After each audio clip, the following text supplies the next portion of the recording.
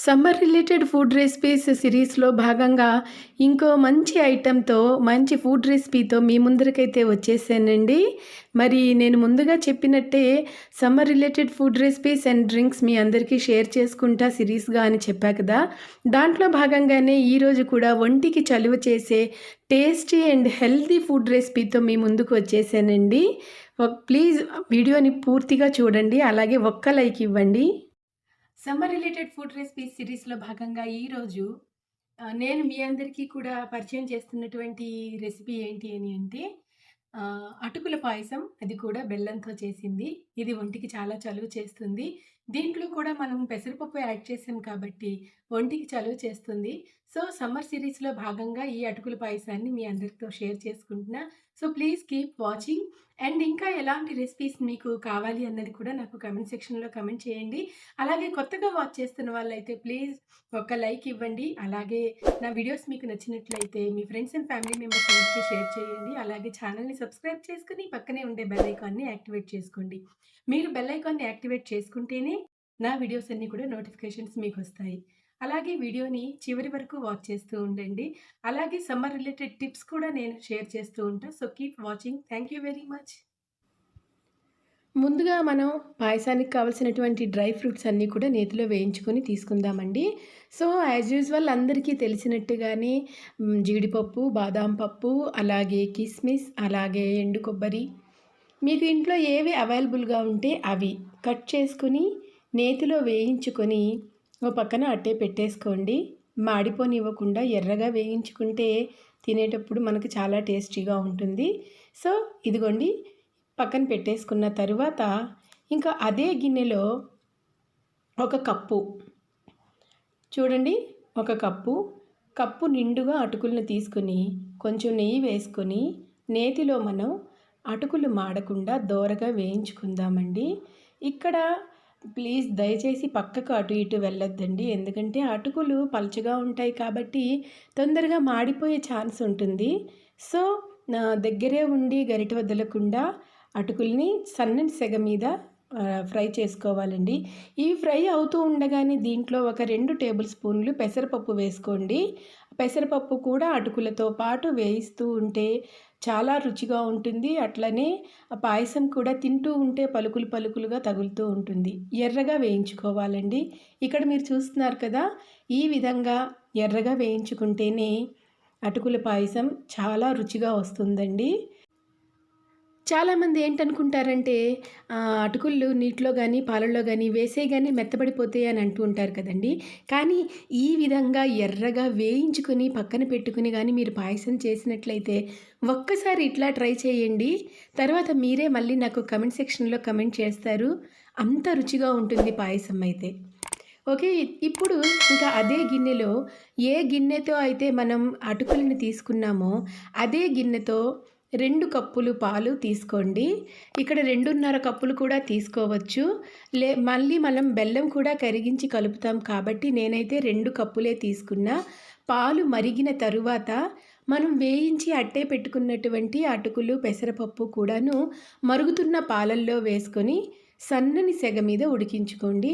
మంట మాత్రం ఎక్కువ పెట్టకూవద్దు. అడుగు అంటకుండా, అడుగు మాడిపోకుండా కలుపుతూనే ఉండండి సన్నని సెగ మీద. ఇంకోవైపు ఒక గిన్నెలో మనం ఏ కప్పుతో అయితే అటుకులను తీసుకున్నామో, అదే కప్పుతో నిండుగా బెల్లం తురుమును కూడా తీసుకొని, అదే కప్పుతో అరకప్పు నీళ్లను కూడా ఈ బెల్లంలో వేసి కరిగించుకోండి. ఇది కూడాను ఇంకో పొయ్యి మీద పెట్టేసుకొని, సిమ్‌లో పెట్టేసుకొని బెల్లం కరిగించుకోండి. బెల్లం పాకం రావాల్సిన అవసరం లేదు. జస్ట్ కరిగితే సరిపోతుందండి. ఇంకా ఇటువైపు అయితే చూసారు కదండీ! ఇటువైపు సన్నని సెగ మీద అటుకులు, పెసరపప్పు అయితే చక్కగా ఉడుకుతూనే ఉన్నాయి. చూసారు కదా! పాలు కూడాను సరిగ్గా సరిపోతాయండి నేను చెప్పిన కొలత అయితే. ఎందుకు అని అంటే మళ్ళీ మనం బెల్లం తురుము ఇప్పుడు ఏదైతే నీళ్ళలో వేసుకొని కరగబెట్టుకుంటున్నామో అది కూడా మళ్ళీ పైనుంచి వేసుకొని కలుపుతాం కాబట్టి సరిగ్గా కొలత అయితే సరిపోతుందండి. సో, ఇక్కడైతే ఇంకొంచెం సేపు ఉడికితే సరిపోతుంది. చూసారు కదండీ! ఈ విధంగా మెత్తగా ఉడికితే సరిపోతుంది. చూసారా? ఒక 7-10 నిమిషాలు టైం పట్టిందండి. ఇది ఇంకా పక్కన పెట్టేసుకుందాం. ఇక్కడ బెల్లం అయితే నేను కరిగిస్తున్నానండి. పాకం అవసరం లేదు. బెల్లం అయితే పాకం పట్టాల్సిన పనైతే ఏం లేదండి. జస్ట్ దాంట్లో ఏమైనా డస్ట్ పార్టికల్స్ ఉంటే మనం కరిగించి తర్వాత ఈ విధంగా గాలించి ఉడికినటువంటి అటుకుల మిశ్రమంలో కలుపుకోవడమే. దీనికోసం బెల్లాన్ని పాకం పట్టాల్సిన అవసరమైతే ఏం లేదు. దాంట్లో ఉండేటటువంటి కొంచెం నలకలను వేరు చేయడానికి మాత్రమే ఈ ప్రాసెస్. అండ్ దట్టు ఇంకొకటేంటంటే, ఇది వేడి చేసిన తర్వాత, కరిగిన తర్వాత వేడివేడిగా అయితే పోసేయకూడదండి. మనం పాలల్లో ఉడికించుకున్నాం కాబట్టి, పాలు విరిగిపోయే ఛాన్స్ అయితే ఉంటుంది. మరిగించినటువంటి ఈ బెల్లం నీరు చల్లారిపోవాలి. పూర్తిగా చల్లారిన తరువాత మాత్రమే దీంట్లో కలుపుకోవాలి. ఇప్పుడు సువాసన కోసం కొంచెం ఇలాచీ పౌడరు, అలాగే కోవెల్లో పెట్టే ప్రసాదం ఫ్లేవర్ రావాలి కాబట్టి నేను చేసే ప్రతి స్వీట్ ఐటెంలో కూడాను కాస్త ఒక ఆవపు గింజంత పచ్చకర్పూరాన్ని నేను మిక్స్ చేస్తూ ఉంటా. మీరు కూడా తప్పకుండా వేయండి. అట్లానే ఏ తీపి వస్తువు చేసుకున్నా, ఎటువంటి స్వీట్ ఐటెం చేసుకున్నా చిటికెడు ఉప్పు పడితేనే ఆ తీయదనం, ఆ రుచి ఇంకా రెట్టింపు అవుతుందండి. ఉప్పు అన్నది చిటికెడు వేసుకుంటే చాలా బావుంటుంది. వెగటు అనిపించదండి. అంటే తింటే స్వీట్ కొందరికి తినగానే వెగటు వచ్చేస్తుంది. ఉప్పు వేస్తే ఏంటంటే ఆ వెగటు అనిపించదన్నమాట. ఇక్కడైతే మనం ముందుగా నేతిలో వేయించి పెట్టుకున్నటువంటి డ్రై ఫ్రూట్స్ కూడా దీంట్లో యాడ్ చేసుకుంటే చక్కని ఒంటికి చలువ చేసే కమ్మనైన బెల్లంతో చేసిన అటుకుల పాయసం అయితే మనకి రెడీ అయిపోయింది. ఇంకా సర్వింగ్ బౌల్‌లో అయితే తీసుకుందామండి. ఇది మీరు వేడిగానైనా తినొచ్చు, లేదా ఫ్రిడ్జ్‌లో పెట్టుకునైనా అట్టే పెట్టుకొని చల్లారిన తర్వాతైనా తినొచ్చు. సో, ఇదండి నేను చేసినటువంటి ఈ అటుకుల పాయసం మీ అందరికీ నచ్చిందనే అనుకుంటున్నా. వీడియో గనుక మీకు నచ్చినట్లయితే ప్లీజ్ ఒక్క లైక్ ఇవ్వండి. మీరు ఇచ్చే ఒక్క లైక్ వీడియో చాలా మందికి రీచ్ అయ్యే అవకాశాన్ని కల్పిస్తుంది. అలాగే వీడియో మీకు నచ్చినట్లయితే మీ ఫ్రెండ్స్ అండ్ ఫ్యామిలీ మెంబర్స్ అందరికీ షేర్ చేయండి. అలాగే ఛానల్‌ని సబ్స్క్రైబ్ చేసుకొని పక్కనే ఉండే బెల్ ఐకాన్‌ని కంపల్సరీగా యాక్టివేట్ చేసుకోండి.